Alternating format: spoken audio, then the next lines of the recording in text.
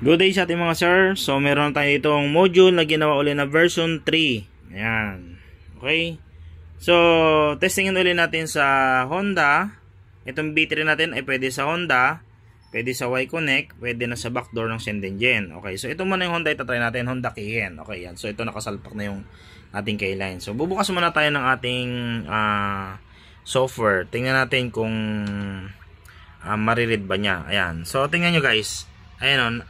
Ibig sabihin, pag lumalabas yan, ibig sabihin, gumagana yung ating module. So, off natin ulit Off natin. Ayan. So, pag naka-off, ayan siya. Disconnected siya. So, on ko. Okay. So, ibig sabihin, nadidetect na yung ating ECU gamit yung ating module. So, pwede na tayo makapag-flash dyan. So, select mode natin. Ayan. And browse.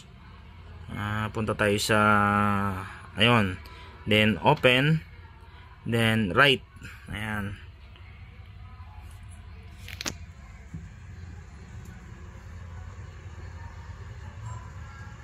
Ayan yun. Alright. Yun. So nakapag-write siya guys, yung ating module na version 3. Makakapag-write siya ng Honda via K-line. So i-corrupt na natin yan. So tandaan nyo, pagka sa motor na yan at na-failed nyo yan, ibig sabihin hindi na handar ang motor niyan for recovery, pero gagana pa rin yan. So pinakita ko lang sa inyo na connected at gumagana. Okay guys, so na full memory yung cellphone ko. So ayun nga, napakita ko gumagana na yung Honda natin. Ngayon tetestingin naman natin sa Y-Connect. So bubunutin natin yung socket na yan, kukonek natin doon sa Y-Connect. Ayun guys, so kinunik ko na sa module papunta doon sa ating Y-Connect. So testing tayo. Bubukas ulit tayo ng software. Ayan. So hindi ko muna pinapakita ng buong buo kasi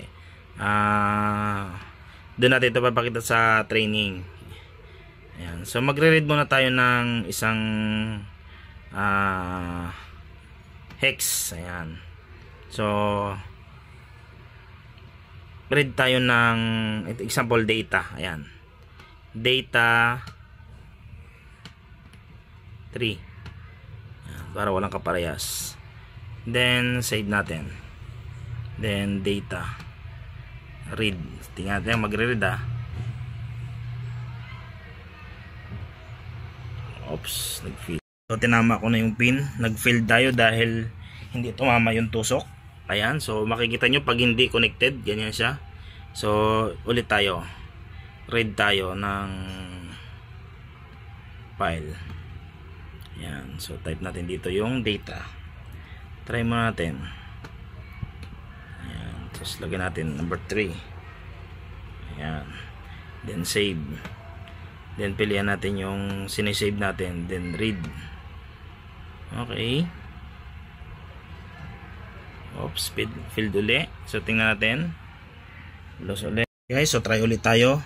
Inaayos ko lang yung pin. Then yung mga dulo. Kasi yan kasi kapag may nag-loose dyan sa tusok or may nag-loose dyan sa mismong pin ay ganyan ang mangyayari. So try tayo ulit mag-read. So mas maganda yung pinakita ko ngayon para in case na maka-troubleshoot kayo ng ganito, alam nyo yung mga pwedeng gawin. Okay. So lagyan natin to ng number 3. Ayan, save natin. Then save natin yung sinisave natin. Ayan. So tingnan natin. Ayun. So nakita nyo lumakad yung green. Ibig sabihin nakakapag-read siya. Ayan. So ang bilis lang yan guys pag yung isang file ang ni-read natin. So testingin naman natin yung backdoor ng send engine kung gagana ba talaga siya. Guys, so ito na yung ating module. Ito nating send engine ECU. So binackdoor natin yan. Ayan. So ano ba purpose? Bakit binabackdoor yan? Siyempre para makuha natin yung original file. Siyempre para pagka gusto natin ibalik sa dati ay na-save natin yung original file. So yung nababasa natin sa backdoor ay hex. Yan. Yung dinadaan natin sa K-line bin. So ngayon ang kukunin natin dito ay hex file. So gamit yung ating module na version 3. So ngayon bubuksan natin yung ating software. Ayan. So ayan, next natin yan. Then buksan natin yung tool. Ayan. Select natin yung klase ng, so hindi ko muna papakita. Abangan nyo na lang sa tutorial to. Papakita ko sa inyo. Ayan. So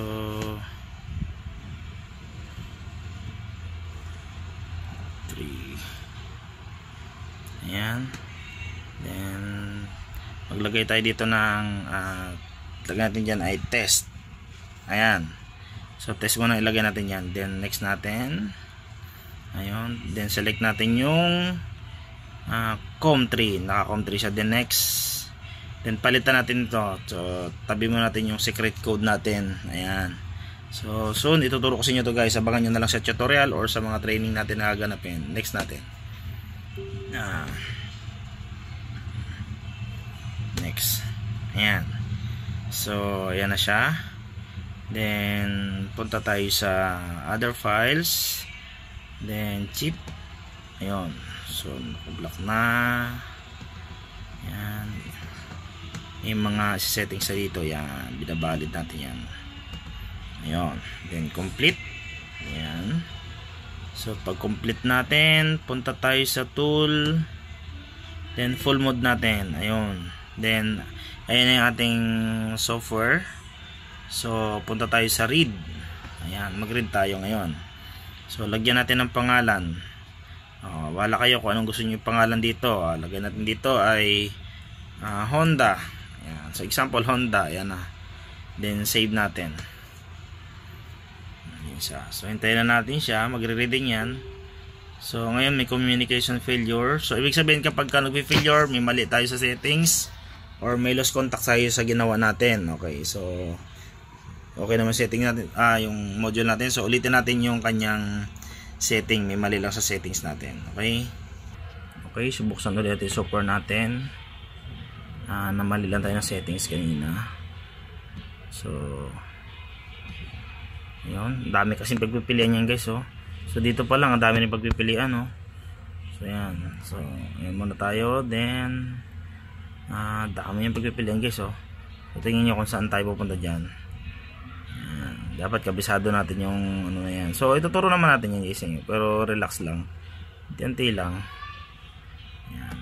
Then lagyan natin dito sa baba ng pangalang test. Kaya kasi magte-test tayo. Then next. Then okay.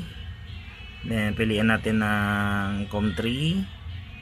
Then next natin. Lalabas yung frequency. Palitan natin ng yan yung code na yan. Palitan natin yan. So yan.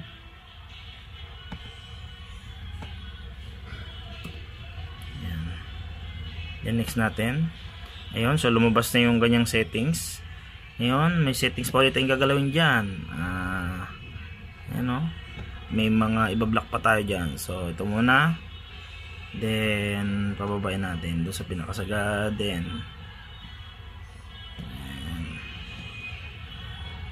complete. Then after ma-complete, full mode natin. Ayun. So lumabas na yung ayan. So ngayon magre-read tayo. Ayan.